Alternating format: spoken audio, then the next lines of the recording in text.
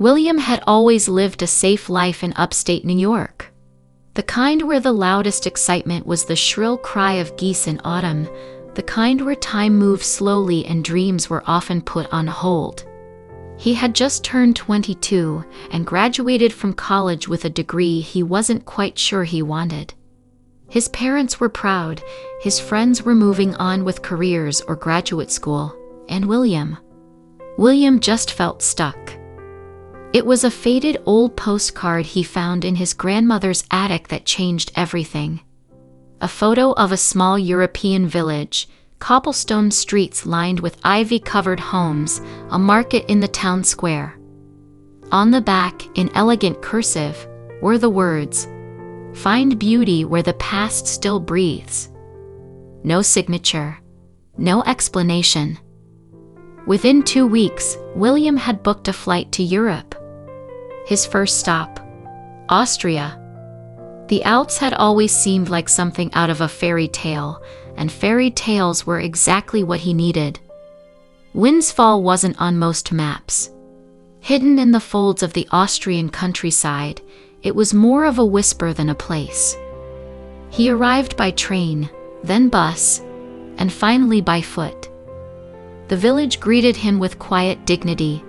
No cars, just bicycles, flower boxes, and a church bell that rang every evening at 6.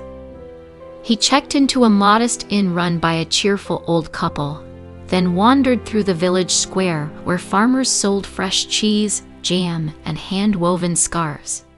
He felt as if he'd stepped back in time. And that's when he saw her. She was standing at a stall, her back to him, hair the color of chestnut trees in autumn, braided loosely down her back. Her laugh floated across the square like a melody. William didn't even realize he was staring until she turned and caught his gaze. Her eyes, green as moss and twice as deep, held his for a long, curious moment. Then she smiled politely, nodded, and turned back to the vendor. William's heart was doing things it hadn't done in years. They met again the next day. William had returned to the market under the flimsy excuse of buying bread, though he already had 2 loaves back at the inn. She was there, chatting with the same vendor, buying fresh lavender and goat cheese. He gathered the courage to approach her. "Excuse me," he said. "Do you speak English?" She turned. "A little," she said with an accent that curled around her words like ribbon. "I'm William." She nodded. "Olivia." They spoke haltingly, mixing English with bits of German, laughing at the misunderstandings. She was patient, kind, and funny. Not in a loud way, but the kind of humor that sat just behind her smile. He learned she was a florist. She had a small shop near the edge of the village and tended to it like a secret garden. She offered to show him, and he followed her through winding lanes to a stone cottage with a painted blue door. Inside was color and scent, a world in bloom. Roses and lilacs, wild herbs, and soft music on an old radio. William found himself returning to Olivia's shop each day. Sometimes with a flimsy excuse, to buy a flower, to ask about a German word, to borrow a watering can. She welcomed him each time with a soft smile and stories about the village, about flowers that only bloomed in certain moonlight, about children who left and never came back. There was a peacefulness in her, like the quiet of the mountains around them, but William noticed something behind her eyes, a shadow of something past. She laughed, yes, she joked, but now and then her gaze drifted far away, as though looking for someone no longer there.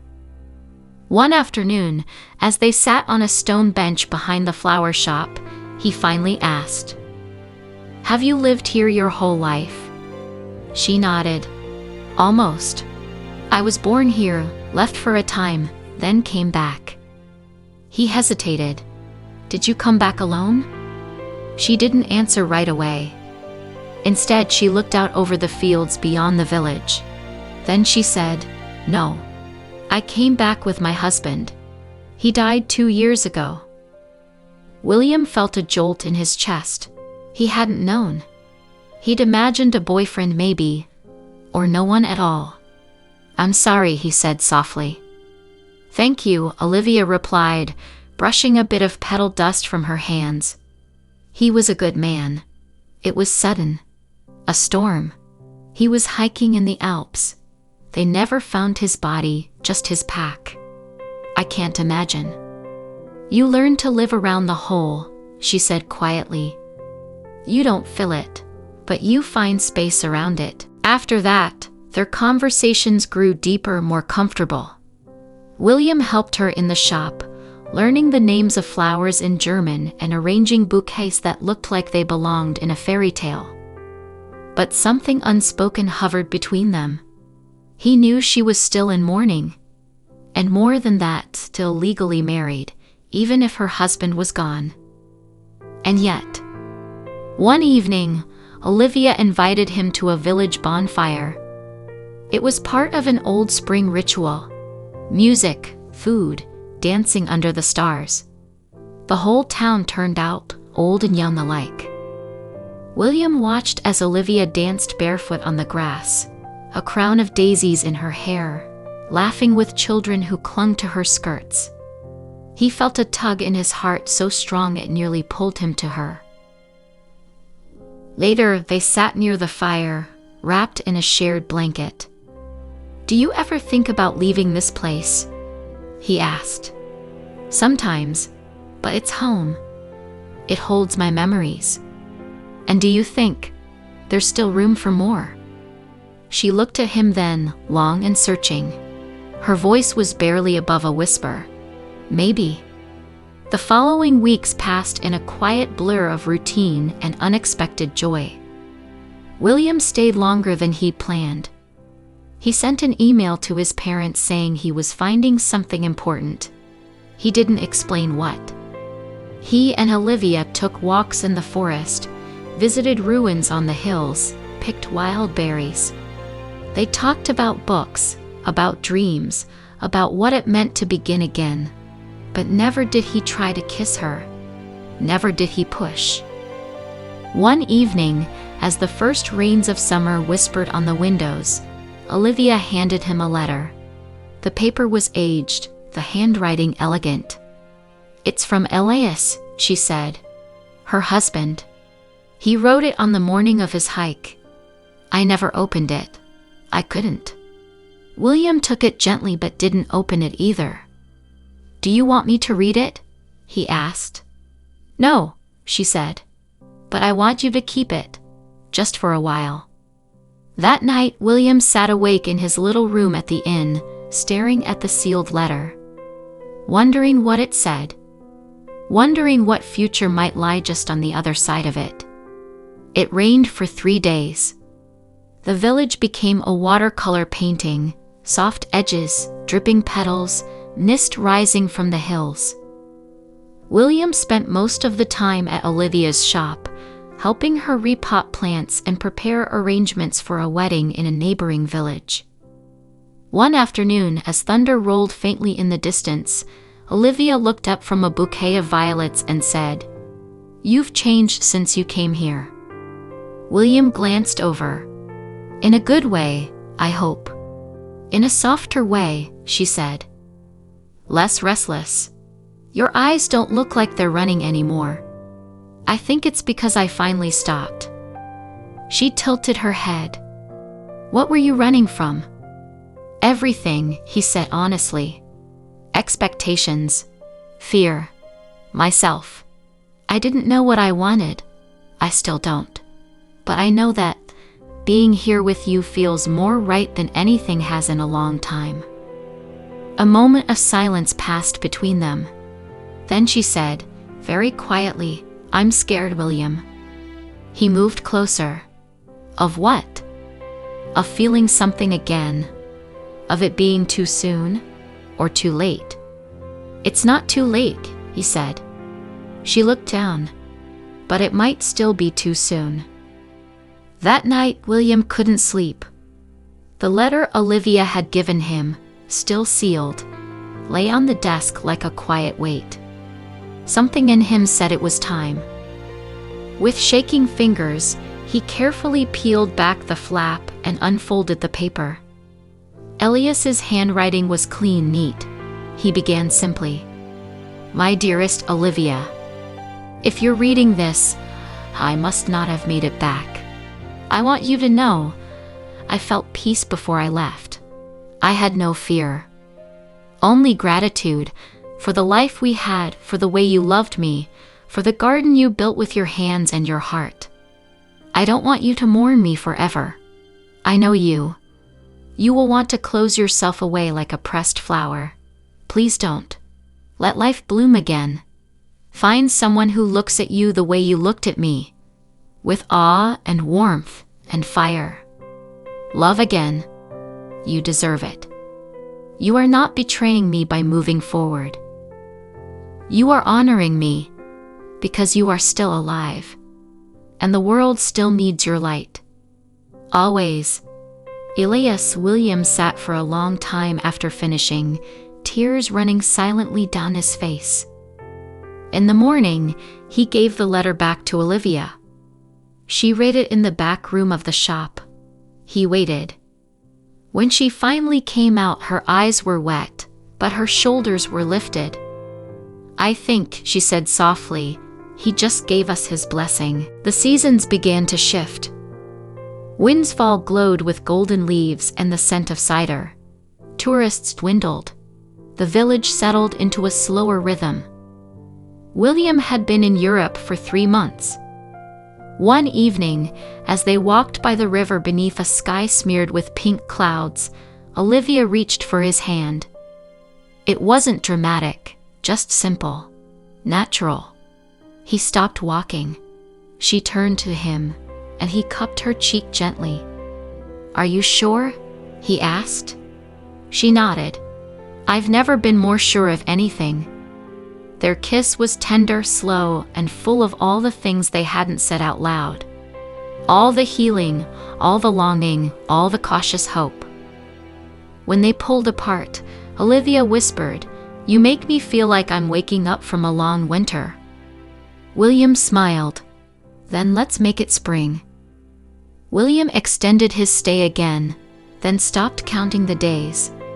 He wasn't a tourist anymore. He knew the rhythm of windfall now. When the bread came out of the oven at the bakery, which rooster crowed first? Which children would trade fresh apples for stories about America? He and Olivia became inseparable. They worked side by side in the flower shop, cooked dinner together at her cottage, and fell asleep some nights talking under wool blankets by the fire. There were still shadows. Grief never vanished completely, but light poured through the cracks more easily now. One evening, Olivia asked, Do you miss your home? William looked at her, then around at the lavender bundles drying from the ceiling, the hand-carved chairs, the cozy clutter of love and memory. This is starting to feel like home. But what about your family? They'd love you, he said simply. She smiled at that, but her eyes flickered with something he couldn't quite name. In October, a traveling priest came to Windfall, an old tradition. The villagers gathered at the chapel for a quiet remembrance of the dead. Candles lined the steps, and everyone brought something small to represent someone they'd lost. Olivia hesitated at first, but finally she took a single pressed edelweiss and placed it on the altar. William watched from the back pew. She stood still, head bowed, and he saw her shoulders rise and fall with each breath. She didn't cry, but something in her changed. Later, as they walked home in silence, she said, I needed that, to say goodbye, not just with tears, but with peace. He nodded. I think Elias would be proud of you. She looked up at him, tears welling now. I hope so. They stopped beneath a chestnut tree, and William wrapped his arms around her. You don't have to leave him behind. You just don't have to walk alone anymore. In November, William's mother came to visit. She was skeptical at first. She expected a phase, a fleeting romance in an old-world village. But she met Olivia, and something shifted. The grace Olivia carried, the way the townspeople loved her, the warmth between her and William, it wasn't a dream. It was real. "She's special," his mother said over tea at the inn. "And you? I've never seen you so still." William smiled. "I think I found the part of myself that was missing." His mother looked out the window toward Olivia's shop. "Do you love her?" "With everything I have." She reached for his hand and squeezed it. "Then stay." Snow fell in December. Olivia's cottage became a lantern of warmth. Mulled wine, wool socks, flickering candles. William shoveled snow, Olivia baked, and the whole village seemed to sink into a gentle slumber. One evening, William walked her home through the snow-covered lane, the stars sharp in the cold sky. He stopped beneath the same chestnut tree where they had embraced weeks before. "I know this isn't the life either of us planned," he said. "But sometimes the unplanned things are the ones that fit best." She smiled. "What are you trying to say, William?" He knelt, right there in the snow, and pulled a simple silver ring from his coat pocket. "Olivia, will you marry me?" She laughed, half surprise, half disbelief, and tears welled in her eyes as she covered her mouth. "Yes," she whispered. "Yes." He stood, and she kissed him, and the snow kept falling all around them like a blessing. The village of Winsfall had not seen a wedding in years. So when word spread that Olivia, the beloved florist with the quiet past, was to marry the young American who had captured her heart, the whole town seemed to come alive. Preparations began as soon as the snow melted. The villagers brought whatever they could. Lace from their grandmother's trunks, hand-carved benches, fresh berries preserved from last summer. Children crafted garlands, and musicians rehearsed by lantern light in the old stone chapel. Olivia designed her own bouquet, of course. Soft white wildflowers, dried lavender, and edelweiss in the center. A symbol of memory, of love, and of endurance. On a warm April morning, the sun bathed the chapel in gold. Birds returned to the eaves. Bells rang. William stood at the front, heart pounding like thunder in his chest, as Olivia walked down the aisle in a simple, flowing gown. No veil, just a crown of blossoms and the smile that had healed him. She reached him, and for a moment, the world went silent. "You came into my life when I thought love had ended," she whispered. "And you reminded me that hearts can bloom twice." He smiled. "You taught me what love is, not a spark, but a steady fire." The ceremony was small, but it felt like something eternal. As the vows were spoken in both English and German, the wind stirred through the chapel windows, almost like a blessing from those no longer there. They stayed in Winsfall. William found work translating local stories and histories into English for visitors. He helped the town set up a small cultural center, telling tales of old legends and modern love. Olivia's flower shop flourished, brighter and more joyful than ever. Their days were filled with morning coffee on the cottage porch, long walks in the hills, and quiet nights reading by the fire. On Sundays, they hosted neighbors for stew and bread and laughter. The villagers often said that Winsfall felt younger now, as if spring had returned to stay. A year later, they planted a small tree behind the flower shop. "For Elias," Olivia said. "So he knows we carry him with us." William kissed her temple and whispered, "And for us. So we always remember where we began." Years passed, as they do, gently and without rush. William and Olivia built a life of roots and wings, steady, honest, full of light. Visitors would sometimes ask how an American boy had ended up in a village so far from home.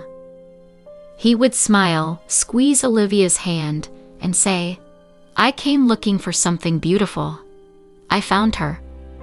And as they walked back together beneath the chestnut trees, the same ones where they first kissed, where he first proposed, there was no question left in either of their hearts. They had both known loss, but now they knew joy. They knew love. And most of all, they knew this truth: that sometimes the most unexpected journey leads you exactly where you belong.